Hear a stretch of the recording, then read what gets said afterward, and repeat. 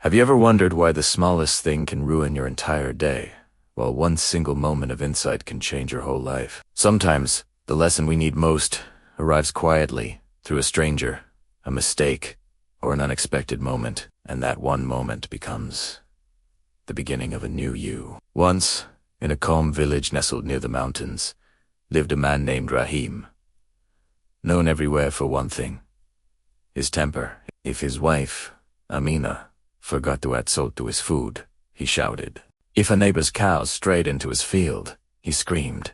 When children played and laughed outside his home, he would storm out, yelling, "Can anyone stay quiet for a moment?" In his eyes, everyone else was the problem. Amina often asked him gently, "Raheem, why do you give anger so much control over you?" But Raheem always had the same reply: "Because people don't respect me. How can I stay calm when they act like fools?" What he failed to see was that by reacting this way, he had handed everyone else the power to control his mood. His peace was a puppet, and their actions pulled the strings. One summer morning, a wise old monk arrived in the village. He sat beneath a great banyan tree, silent and peaceful, as if he carried a whole ocean of calm within him. People began to whisper about him, saying, "He speaks little, but his words can change your life." That evening, Amina suggested, "Raheem, why don't you go meet the monk? It might help you." Raheem laughed harshly. "Help me? How can a quiet monk possibly understand the fools I have to deal with every day?" But the very next day, fate tested him again. The neighbor's little boy, while playing, accidentally broke Raheem's wooden plow. Raheem exploded. He shouted so loudly that the boy ran home, terrified and crying. When the fire of his anger finally settled, a heavy, hollow emptiness filled him. "Why do I always feel worse after shouting?" he whispered to himself. That night, sleep wouldn't come. He tossed and turned, haunted by his own rage. Just before sunrise, he found himself walking to the banyan tree. The monk was already there, sitting peacefully, as if waiting for him. Raheem hesitated for a moment, then spoke softly. "Master, I'm tired. I'm so tired of being this angry man. I don't want to be him anymore." The monk opened his eyes and smiled gently. "Sit, Raheem." After a long, comfortable silence, he asked, "When someone makes you angry, how long does that anger stay with you?" Raheem sighed. "Sometimes an hour. Sometimes it ruins my whole day." "And how do you feel afterward?"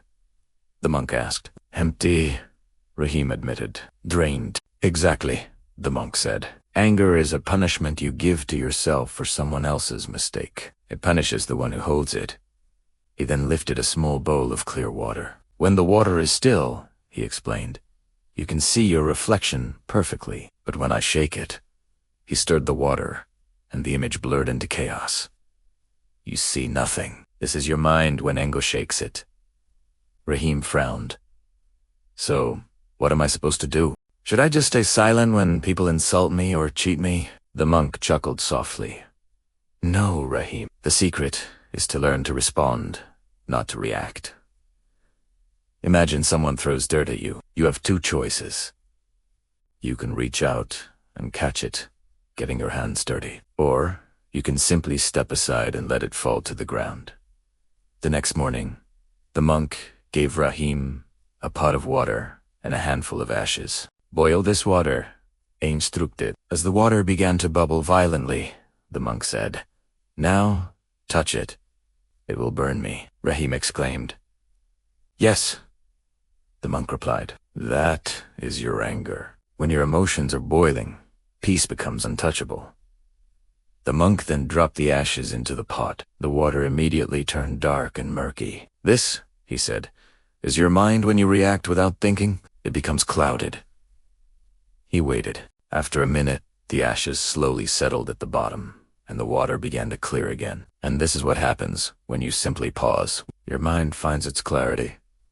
Raheem felt something shift deep inside him. For the next several days, he practiced. Whenever he felt annoyed, he took a deep breath and whispered to himself, "Don't catch the dirt. Just step aside."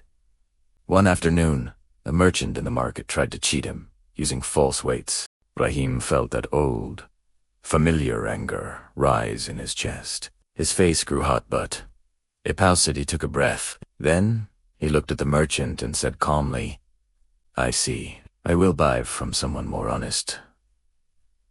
He turned and walked away. The merchant stared after him, completely shocked. And Raheem, he felt a sense of peace he had never experienced before. But soon, his greatest test arrived. A group of young men in the village, who knew his reputation, decided to mock him loudly. "Look, the angry man has become soft. He's like a toothless lion." His fists clenched. His jaw tightened. His mind screamed, "Shout at them. Put them in their place." But then he remembered the monk's words. "When you react, you give away your power." He took a deep breath, exhaled, and faced them with a calm expression. "You're right," he said, his voice steady. "I used to get angry. Now, I'm learning something better." The young men fell silent, stunned. One of them, genuinely curious, asked, "But how can you stay so calm when we insult you?" Raheem smiled. "If someone offers you poison, you don't have to drink it." Weeks later, his wife Amina noticed the profound change. He didn't shout at the children playing outside anymore. He didn't explode over small mistakes. His smile had more. The house was filled with a quiet calm that had been missing for years. One morning, Raheem returned to the banyan tree and bowed low before the monk. "Master," he said, "I've finally learned that no one else controlled my anger. I did. I was the one holding on to it. And now I choose peace."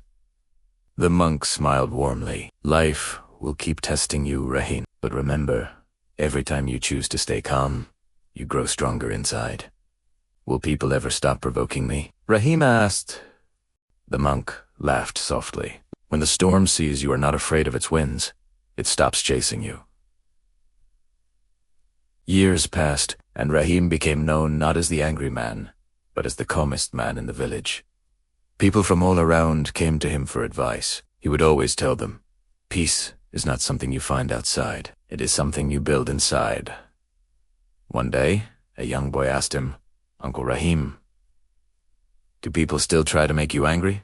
Raheem smiled, a gentle light in his eyes. "Sometimes they try," he said, "but when you stop reacting, their power disappears. You cannot control the wind, but you can always learn how to adjust your sails." Looking out at the mountains, glowing in the soft evening light, he whispered to himself, "When I finally stopped reacting, I truly started living.